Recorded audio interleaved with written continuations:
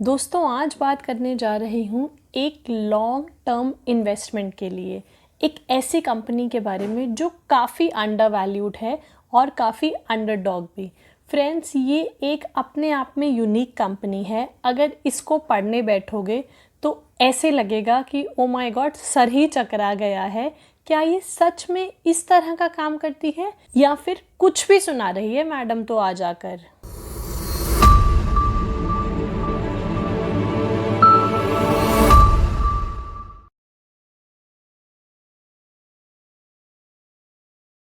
Hello and welcome to money motivation. मैं देविका शर्मा स्वागत करती हूँ आपका आपके अपने चैनल मनी मोटिवेशन पर।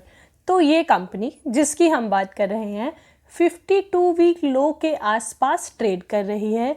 और दोस्तों फैक्ट ये है कि इस पर मार्केट में बहुत कम बात होती है। तो ये कंपनी दुनिया की लार्जेस्ट गोल्ड रिफाइनर है with the capacity to refine more than 2400 tonnes of precious metals हर साल।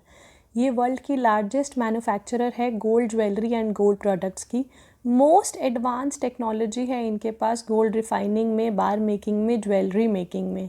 इनकी combined capacity to manufacture 350 tonnes of gold jewellery and gold products per annum है। इनके एक्सपोर्ट्स जो हैं वो मोर देन 60 कंट्रीज़ में होते हैं around the world. Lowest cost gold jewellery manufacturer in the world हैं ये संसार के। ये कंपनी केपेबल है प्रोड्यूस करने की handmade jewellery, casting jewellery, machine chain, stand pad jewellery, studded jewellery, tube jewellery, electroform jewellery. ये कंपनी सप्लाई करती है ज्वेलरी 5000 रिटेल शोरूम्स में अक्रॉस इंडिया। इनके अपने 80 ज्वेलरी शोरूम्स हैं across the state of Karnataka जिनके द्वारा ये गोल्ड एंड डायमंड ज्वेलरी बेचते हैं। ये दुनिया की ओनली रिफाइनरी है, एक लौती रिफाइनरी है जो मैन्युफैक्चर करती है gold bars by 100% robotic process without human intervention. Lowest gold wastage in jewellery production in jewellery manufacturing process. World का largest design portfolio of 29,000 active jewellery designs only, ध्यान रखें दोस्तों, ओनली गवर्नमेंट रिकग्नाइज्ड 5-स्टार export house in the jewellery sector. तो दोस्तों मैं यहाँ बात कर रही हूँ राजेश एक्सपोर्ट्स की। यह कंपनी गोल्ड ज्वेलरी की भारत की सबसे बड़ी मैन्युफैक्चरर एंड एक्सपोर्टर कंपनी है।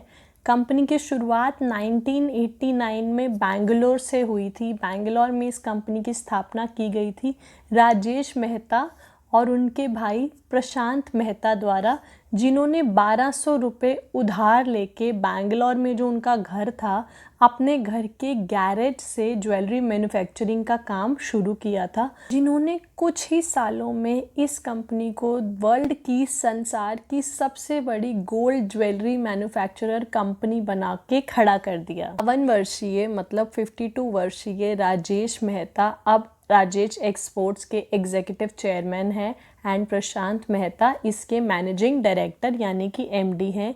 इन दोनों को ही लगभग 30 साल से ज़्यादा का एक्सपीरियंस है jewellery trade and jewellery manufacturing का, जिसकी वजह से ये दोनों भाई खुद से ही मिलके कंपनी की सारी जिम्मेदारियां संभालते हैं और कंपनी को चलाते हैं। 1989 में शुरुआत करने के 5 साल बाद ही यह कंपनी देश की गोल्ड एंड ज्वेलरी की सबसे बड़ी एक्सपोर्टर एंड होलसेलर कंपनी बन गई थी।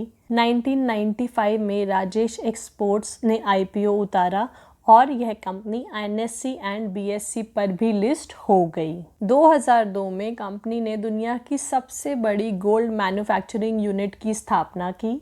2012 में कंपनी ने शुभ ज्वेलर्स के नाम से अपनी रिटेल चेन शुरू की। 2014 में कंपनी ने कर्नाटका में शुभ ज्वेलर्स के 80 शोरूम्स खोले, 80 शोरूम्स खोले। इसके बाद स्विट्जरलैंड में सबसे बड़ा गोल्ड रिफाइनरी वाकाम्बी का 400 मिलियन डॉलर, दोस्तों करीब 27 अरब रुपए में अधिग्रहण कर इस सबका ध्यान अपनी तरफ खींचा।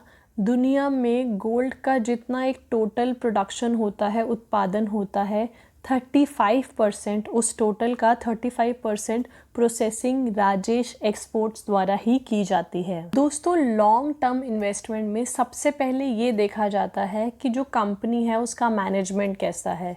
अगर यहाँ बात की जाए तो इस कंपनी को वही चला रहे हैं जिन्होंने 1200 रुपये, वो भी उधार के 1200 रुपये से इस कंपनी की शुरुआत की थी। तो 1200 रुपये में पूरी दुनिया को करिश्मा दिखाने वाले लोग, उनसे अच्छा कंपनी का मैनेजमेंट कौन चला सकता है, ये आप सोच लीजिए।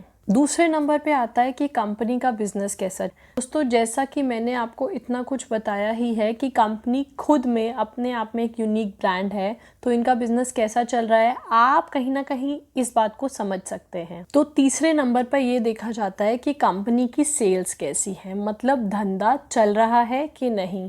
सपोज अगर मैनेजमेंट अच्छा है, बिजनेस भी अच्छा है, पर बिक्री नहीं है, तो प्रॉफिट कहाँ से आएगा, क्योंकि मुनाफा तो बिक्री से ही होता है।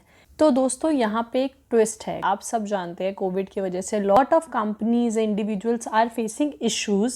इंटरनेशनल फ्लाइट्स जो हैं वो रद्द हो रही हैं, बहुत ही लिमिटेड हैं, जिससे इस कंपनी की बिक्री पे बहुत बुरा असर पड़ा और इसका शेयर प्राइस टूटकर 52 वीक लो के आसपास ट्रेड कर रहा था। लेकिन दोस्तों, अभी ऐसा बिल्कुल भी नहीं है। फरवरी में जर्मनी से गोल्ड ज्वेलरी का इस कंपनी को 1352 करोड़ का ऑर्डर मिला है। पोस्ट कोविड ये इनका सबसे बड़ा ऑर्डर है, फर्स्ट बिग ऑर्डर जो इन्हें कंप्लीट करके देना है। इसी के साथ साथ अप्रैल में 745 करोड़ का सेकंड ऑर्डर इनको मिला है, second important order post Covid, जिसकी वजह से कुछ दिन पहले तकरीबन 60 लाख शेयर्स बाय किए हैं इस कंपनी के LIC ने। सो लगभग 2% हिस्सेदारी बढ़ाई है इस कंपनी में। अब LIC की हिस्सेदारी, LIC का शेयर 7% से बढ़ के 9% हो गया है। ऑल्सो दोस्तों, कंपनी अपने इंट्रिंसिक वैल्यू से नीचे ट्रेड कर रही है। अगर हम रेशियोज़ की बात करें तो कंपनी का PE रेशियो 12.65 है, जबकि सेक्टर PE रेशियो 106.88 है। PB की अगर हम यहाँ बात करें तो कंपनी का 1.45 है, जबकि सेक्टर PB रेशियो 6.20 है। ऑल्सो टेक्निकल चार्ट पर अगर हम इसे देखेंगे तो ये एक राउंडिंग बॉटम बना रहा है। तो मैं इसे अपने पापा के लॉन्ग टर्म इन्वेस्टमेंट पोर्टफोलियो में 400 रुपये के स्टॉप लॉस के साथ रखने वाली हूँ। करंट मार्केट प्राइस इसका फ़िलहाल 517 है। टारगेट 1 700, टारगेट 2 1050 रहेगा। हमेशा की तरह ये मेरा एनालिसिस है, आप अपना एनालिसिस ज़रूर करें।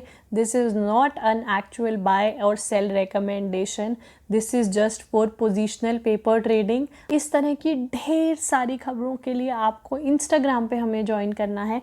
अपने फ्रेंड्स को, रिलेटिव्स को भी बोलिए कि अपनी नॉलेज बढ़ाएं, लॉकडाउन में कुछ सीखें, इंस्टाग्राम पे हमें ज्वाइन करें और सेफ रहें, अपनी फैमिली के साथ टाइम बिताएं।